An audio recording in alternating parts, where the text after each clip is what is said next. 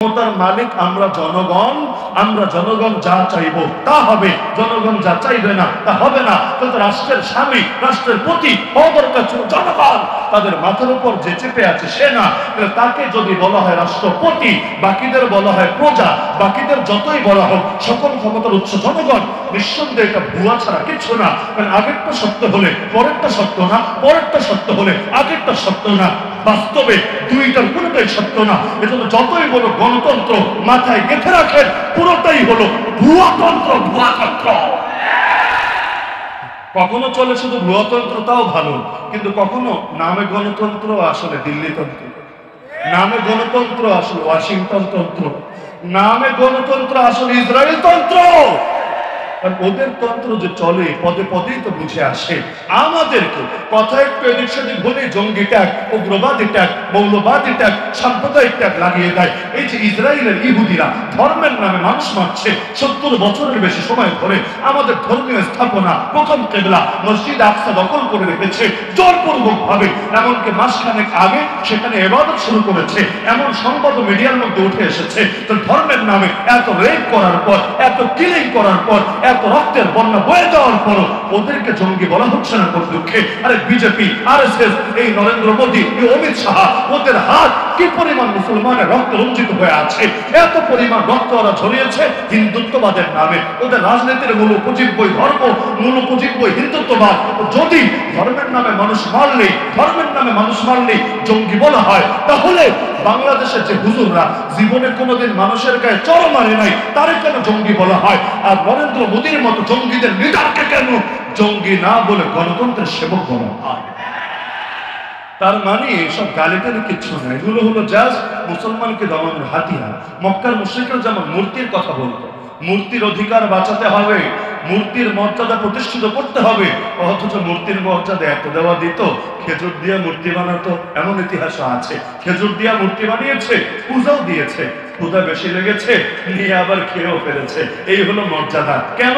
পরে আবার খেজুর দিয়ে বানিয়ে নিতে পারবে। একদিকে মূর্তির মর্যাদার কথা বলতো, আর একদিকে নিজেরাই মূর্তির সামনে এমন অবমাননা করত। বাস্তবে মূর্তির মর্যাদা মুখ্য ছিল না, মুখ্য ছিল আবু জাহালের মর্যাদা, আবু লাহাবের মর্যাদা।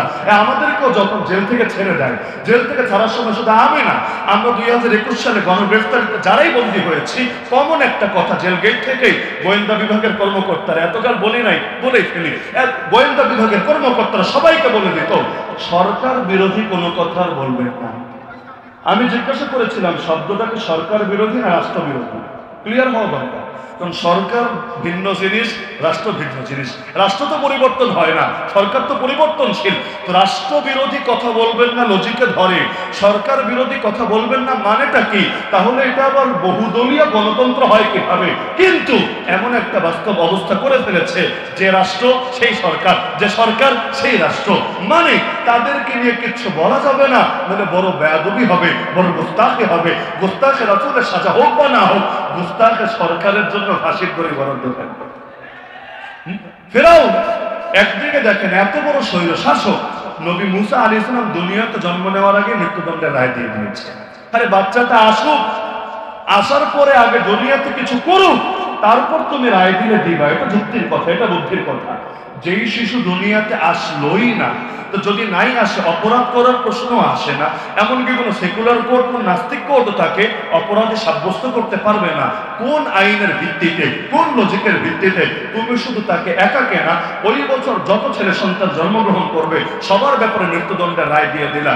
মানে কোন মূলনীতির ধার ধারে না। শৈল শাসক তো সে যা চায় তাই হবে, সে যা বলবে সেটাই চূড়ান্ত হবে। ভালো কথা। তাহলে ফেরাউন যদি এতই নিষ্ঠুর হয় যে কারো মত নেওয়া লাগে না, জনগণের ম্যান্ডেটও নেওয়া লাগে না, যেমন বাংলাদেশে 72 সালে যে সংবিধান লিখে আমাদের কাছে চাপিয়ে দেওয়া হয়েছে, এটা কিসের জনগণের সংবিধান? কবে জনগণের থেকে গণভোট নিয়েছে, মতামত নিয়েছে, গণপরিষদ গঠন হয়েছে, ম্যান্ডেট নিয়েছে? কিচ্ছু নেয় নাই।